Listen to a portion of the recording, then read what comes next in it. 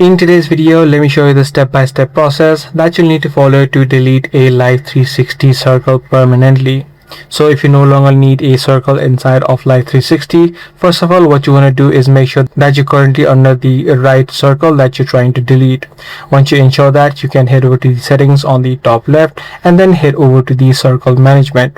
Now, if you have members already available inside of this circle, inside of this settings page, you'll be able to see the option which says delete circle members.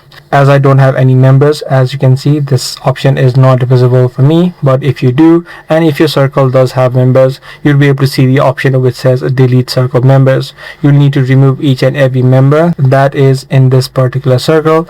Only then you'll be able to tap on the leave circle option and this particular circle will be permanently deleted.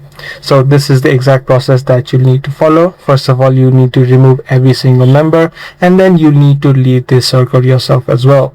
If this guide video did help you out, be sure to let us know by giving it a thumbs up. I'm going to see you in the next video. Thank you for watching.